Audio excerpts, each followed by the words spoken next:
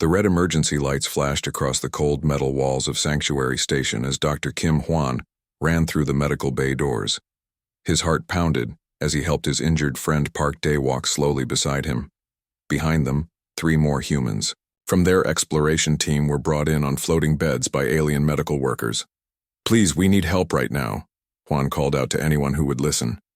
His voice echoed in the large room filled with strange alien doctors and nurses. The medical bay was huge, with bright white lights and machines that made soft beeping sounds. Alien creatures of all shapes and sizes worked quickly around different patients. Some aliens had blue skin and extra arms. Others looked like walking crystals that glowed different colors. A few seemed to be made of floating light that barely had any solid shape at all. Dr. Zalthek was the head doctor on duty that day. He was tall, much taller than any human, with gray skin and 4 bright yellow eyes. He looked at the humans for just a moment before turning back to his work. "Put them in room 7, he said without much interest. "We will see them when we have time." "But they are badly hurt," said Nari, one of the injured humans. She was breathing hard and holding her side where blood was slowly seeping through her torn uniform. "My friends might die if you don't help them soon." The crystal-like alien doctor called Harmonic Prime made a sound like wind chimes. Her body flashed blue light, which Hwan had learned meant she was not interested. "Your species shows normal biology," she said in a voice that sounded like music. "Nothing special about you. We must help more important patients first." Hwan felt anger building in his chest, but he tried to stay calm. He looked around the medical bay and saw what the aliens meant by more important patients. A creature that looked like a giant butterfly with 6 wings was getting immediate care for what seemed like a small cut. 3 alien doctors were working on a being made of purple gas who was complaining about feeling tired. Meanwhile, his friend Cho Min was unconscious on the floating bed. His leg was bent in a way that legs should not bend. Song Ai, their team's pilot, had a deep cut across her head that would not stop bleeding. All 4 humans were in serious danger, but the alien doctors acted like they were not important. "This is not fair," Hwan said to himself as he watched the medical staff ignore his team. The humans were moved to a small room with basic equipment. The beds were hard and uncomfortable. The machines attached to his friends made worried beeping sounds, but no doctors came to check on them. Hours passed slowly. Hwan sat beside his friends and watched their conditions get worse. Dai's breathing became shallow and quick. Nari's face turned pale white. Min still had not woken up, and Ai's head wound was still bleeding even with the bandages. Outside their room, Hwan could see the busy medical bay. Alien doctors rushed around helping patients who seemed to have much smaller problems. A creature with tentacles got a full team of doctors because it had a stomachache.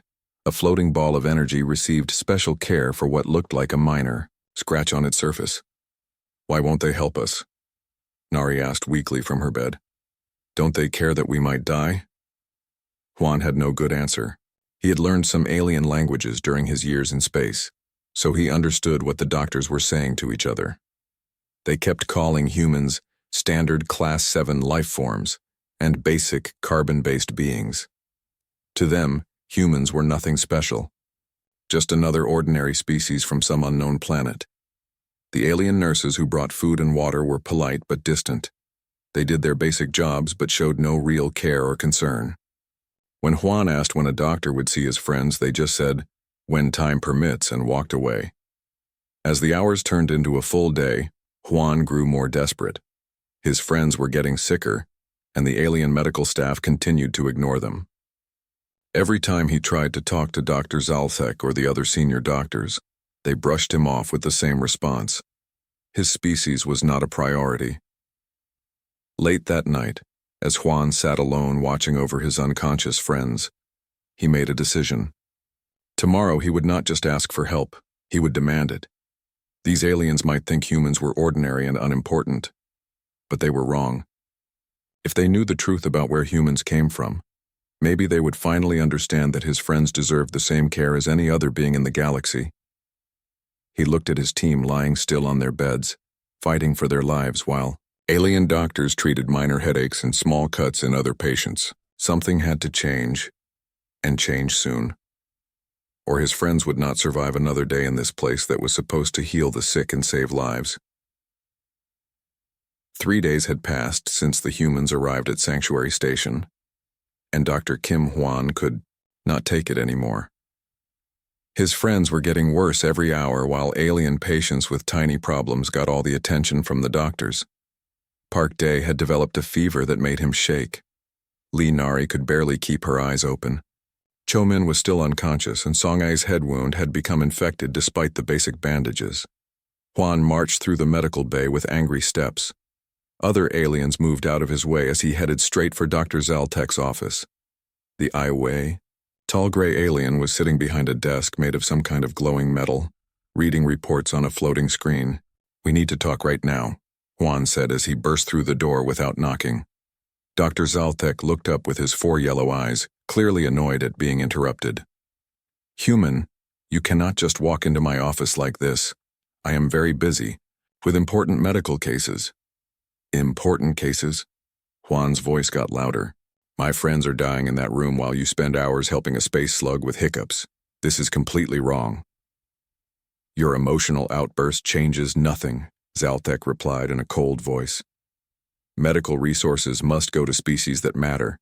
Your people show completely normal biology for Class 7 carbon-based life forms. There is nothing special about your kind." Hwan felt his face turn red with anger. "Nothing special? You don't know anything about us. You never even asked where we come from. Your planet of origin is not relevant to medical treatment," the alien doctor said, turning back to his floating screen. "All primitive worlds produce similar species." "Primitive?" Hwan slammed his hand down on the desk, making the alien jump. "We come from Earth, the 3rd planet in the Sol system. Our star is a yellow dwarf, and our world has been home to humans for thousands of years." The reaction was not what Hwan expected. Dr. Zaltek's 4 eyes went wide, and his gray skin turned a lighter shade of gray. The floating screen fell from his hands and clattered on the floor. For several seconds, the alien doctor just stared at Hwan with his mouth hanging open. "That is impossible," Zaltek whispered. "You cannot be from that Earth." Before Hwan could ask what he meant, the office door opened and Harmonic Prime floated in. The crystal alien's body was flashing bright white light instead of her usual blue glow. "Did you say Earth?" she asked in her musical voice that now sounded shaky. "Yes. Earth," Hwan repeated, confused by their strange reactions. "Why are you both acting so weird?" Suddenly, the air in the room began to shimmer, and Phase Drifter, the station's ethereal administrator, appeared right in front of them. Hwan had never seen her take solid form before. She was usually just a cloud of silver light that barely had any shape, but now she looked almost human-like with glowing white skin and bright silver hair. "He claims to be from Earth," Dr. Zaltek said to Phase Drifter, his voice still filled with disbelief. Phase Drifter stared at Hwan with wide silver eyes. "The Death World, the planet that kills everything. No sentient life can exist there. It is impossible." "Death World." Hwan felt confused and angry at the same time. "What are you talking about? Earth is a beautiful planet. It has oceans and forests and mountains. Billions of humans live there." The 3 aliens looked at each other with expressions that Hwan could not understand. Dr. Zaltek moved to a large wall screen and started typing commands with his long fingers. Within seconds, information about Earth appeared on the display. Hwan read the words on the screen and felt his stomach drop. At the top, in large red letters, it said, "Earth Class 12 Extinction World, no sentient life possible." "This must be wrong," Hwan said, pointing at the screen. "Look, that's my planet, but this information is completely crazy." Harmonic Prime floated closer to him, her crystal body now pulsing with nervous yellow light. "According to our medical database, Earth is used as an example of a world where intelligent life cannot exist. The conditions are too deadly. Your planet's gravity would crush most species," Phase Drifter added, her voice like wind through leaves. "The atmosphere would poison anyone who breathed it. The weather systems are violent beyond imagination." Dr. Zaltek was reading from the screen with amazement in his voice. surface pressure that destroys bone structure, oxygen levels so high they should cause cells to burn, electrical storms with power that could kill entire ships, native bacteria so aggressive they eat flesh in minutes. Juan shook his head. But we live there just fine. I grew up there. My friends are from there. We have cities and schools and farms. It's a normal world for us. The three aliens stared at him like he had just claimed to be made of starlight. Dr. Zalthek's hands were shaking as he looked back at the medical files of the human patients. If you are truly from Earth, Phase Drifter said slowly. No, human. Phase Drifter's voice sounded frightened. It means your air is poison. Most species need oxygen levels between 2 and 5% to survive. At 10%, our cells would start to burn from the inside. At 21%, she paused and shook her head. At 21%, most beings would catch fire just by breathing. Dr. Zalthek was now reading more information from the database. Your planet has weather systems that create electrical discharges of up to 1 billion volts. These lightning storms happen regularly across your world. Yeah, thunderstorms, Juan nodded. We get them a lot during summer. Sometimes they're pretty loud, but we just go inside when they happen. Go inside? Harmonic Prime's musical voice went very high. Lightning with that much power would destroy most buildings. It would kill anything within kilometers of where it strikes. Well, sometimes lightning does hit buildings or trees, Juan admitted. But we have lightning rods and surge protectors. It's not that big of a deal. The three aliens looked at each other with expressions of complete shock. Dr. Zalthek continued reading from the screen. Your planet's surface receives dangerous radiation from your star. The UV levels would cause immediate cellular damage to most species. Your magnetic field is the only thing preventing total sterilization of all surface life. You mean sunlight? Juan asked. Sure, too much sun can give you a sunburn, but we just use sunscreen or wear hats. People sunbathe for fun on beaches. Sunbathe? Phase Drifter's form flickered with disbelief. You expose yourselves to radiation that would kill most beings. For enjoyment? Dr. Zalthek scrolled down to another section of Earth's file. The biological life on your planet is listed as extremely aggressive. It says here that microscopic organisms in your soil and water can consume organic matter within hours. Your world has predatory animals that hunt in packs and can kill creatures, many times their size. Juan thought about this for a moment. Well, yes, we have bacteria and germs, so we wash our hands and clean our food. And sure, there are dangerous animals like lions and sharks, but most animals don't bother humans if we leave them alone. Most animals? Harmonic Prime pulsed with orange light, which Juan was learning meant extreme worry. According to this database, your planet has thousands of species that produce deadly toxins. Snakes that can kill with one bite, spiders whose venom destroys blood cells, plants that cause painful death just by touching them. Oh, like poison ivy and venomous snakes? Juan nodded. Yeah, we learn about those as kids. We know which ones to avoid, and we have hospitals with antidotes if someone gets bitten or stung. Dr. Zalthek was now looking at Juan like he was some kind of miracle. You speak of these deadly things like they are normal everyday problems. Because they are normal to us, Juan replied. Every planet has dangerous stuff on it, right? No, all three aliens said at the same time. Phase Drifter floated closer to Juan. Most civilized worlds have very gentle conditions, stable weather, safe radiation levels, breathable atmospheres with low oxygen. The most dangerous thing on my home planet was a small animal that might bite if cornered, and even that bite would only cause mild discomfort. Harmonic Prime added, my species evolved on a world with perfect crystal formations and harmonic energy fields. The biggest threat we faced was occasionally getting our songs slightly out of tune with the planet's natural frequency. Dr. Zalthek sat down heavily in his chair. My people come from a world with soft gravity and gentle rains. Our most dangerous predator was a creature about the size of your hand that ate flower petals. Juan looked at the three aliens and finally began to understand.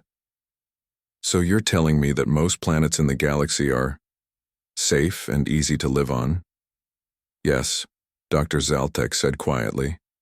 That is why Earth is classified as a death world.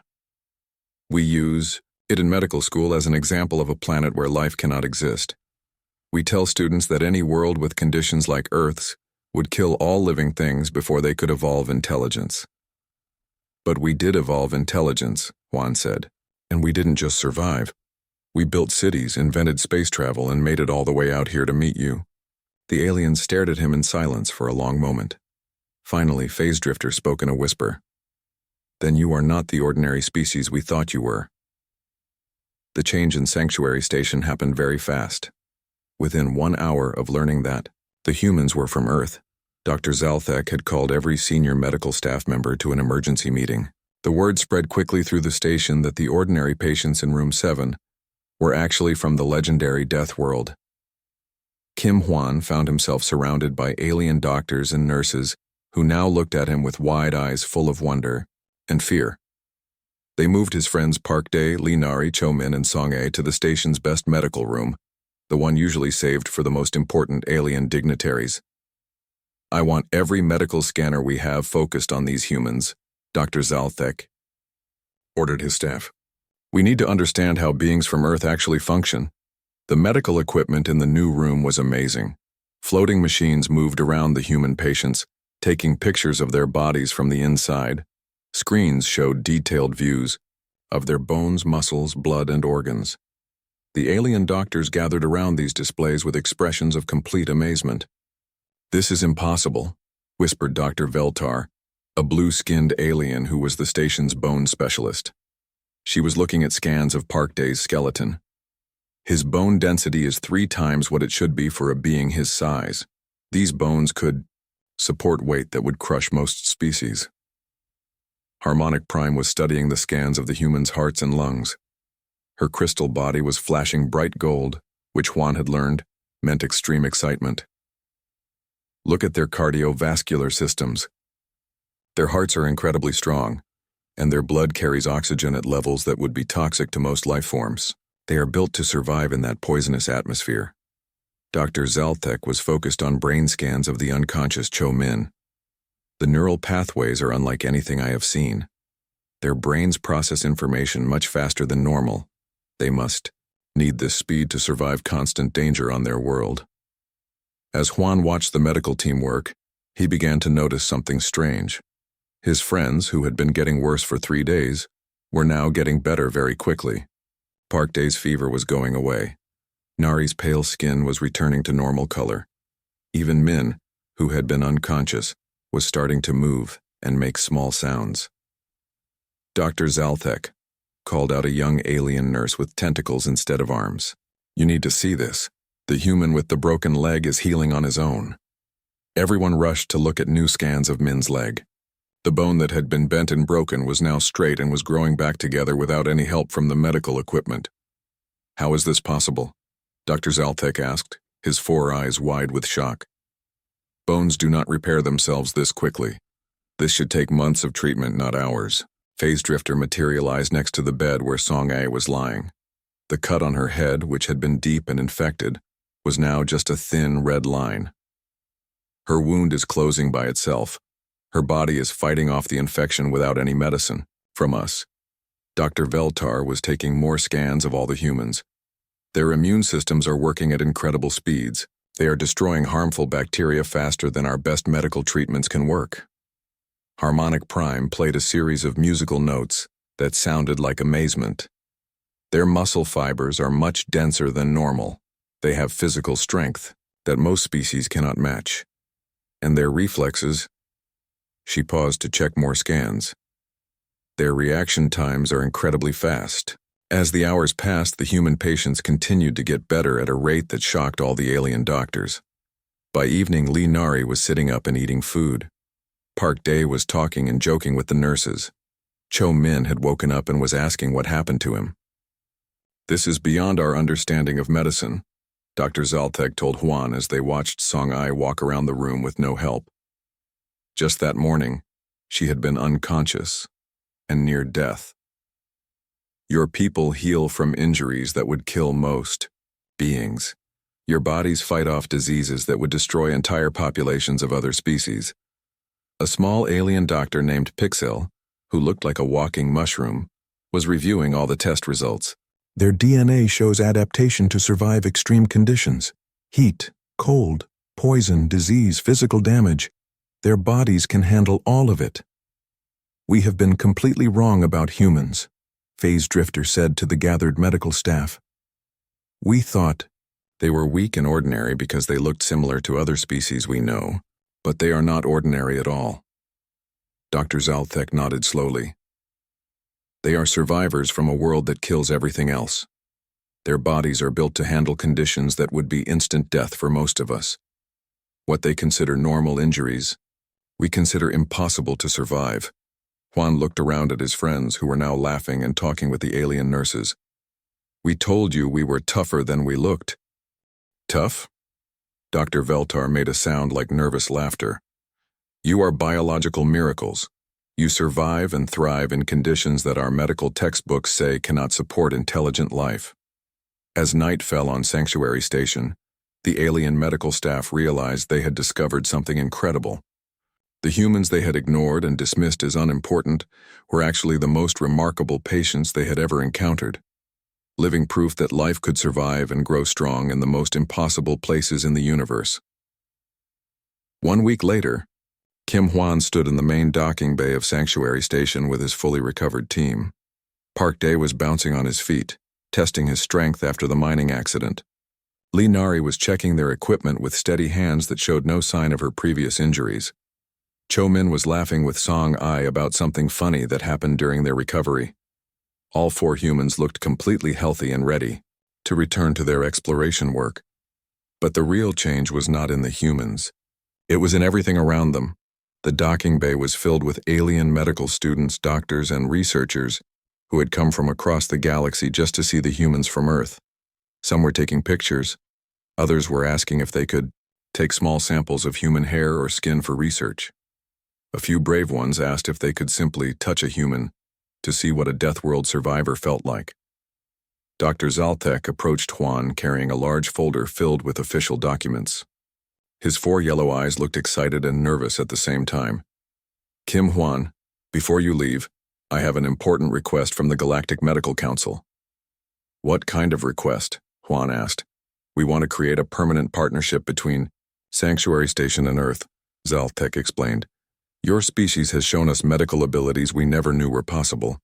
We want to learn from you. Harmonic Prime floated over to join the conversation. Her crystal body was glowing with warm golden light. Your people could teach us so much about healing and survival. We have never seen bodies that repair themselves so quickly or fight off disease so effectively. What exactly are you asking us to do? Park Day asked. Phase Drifter materialized next to them, looking more solid than she had ever appeared before. We want to establish Earth as the galaxy's first survival biology research center. Human doctors and scientists would work with our medical teams to study how your bodies handle extreme conditions. Dr. Zalthek opened his folder and showed them the first document. We are officially changing Earth's classification in our database. It is no longer listed as a death world where life cannot exist. Juan looked at the new classification and smiled. Where it used to say Class 12 Extinction World, no sentient life possible, it now read Class 1, Adaptive Evolution Marvel, home to galactic survivors. We want to build a new medical school wing here on the station, Dr. Zaltek continued. It will be called the Terran Institute for Adaptive Medicine. Students from across the galaxy will come here to learn about human biology and survival techniques. Lee Nari looked interested. What would humans get out of this partnership? Access to all our medical technology and knowledge, Harmonic Prime replied.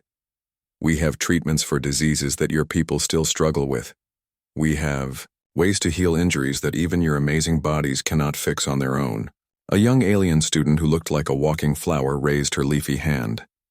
Could we also learn about human psychology? How do you stay mentally strong when living on such a dangerous world? Song-A laughed. We don't think of it as dangerous. It's just home to us. That is exactly what we want to understand, Phase Drifter said. How do you develop the mental strength to face daily dangers that would terrify most species? How do you stay calm and solve problems when everything around you is trying to kill you? Dr. Zalthek showed them another document.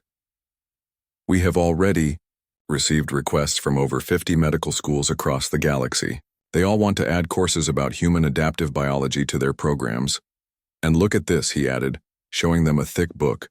The cover read, Survival Medicine, Lessons from Earth's Children, A Beginner's Guide to Death World Biology. Cho. Min flipped through the pages and saw detailed drawings of human organs, bones, and muscle systems. You wrote a whole textbook about us?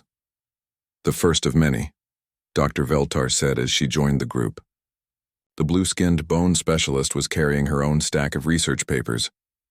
Your bone structure alone could revolutionize how we treat fractures and injuries across the galaxy. Juan looked around at all the alien faces staring at his team, with wonder and respect. A week ago, these same beings had treated humans like they were nothing special. Now they were calling them biological miracles. I have one question, Juan said to Dr. Zalthek. A week ago, you told us we were ordinary and not worth your time. What made you change your mind so completely? Dr. Zalthek's gray skin turned, slightly darker, which Juan had learned was how Vorthax showed embarrassment. We made a terrible mistake. We judged you by your appearance instead of learning about who you really were. We thought because you looked similar to other species you must be ordinary. But you are not ordinary at all, Phase Drifter added. You are extraordinary beings who survived and thrived on a world that should have killed you. You developed abilities that most species cannot even imagine. Harmonic Prime's crystal body chimed with musical notes of apology. We should have listened to you from the beginning. We should have cared about your friends' lives regardless of what species you were. Juan smiled and looked at his recovered teammates.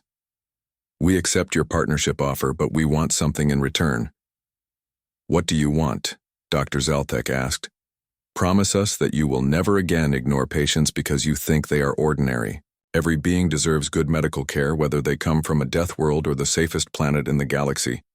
The alien medical staff nodded in agreement.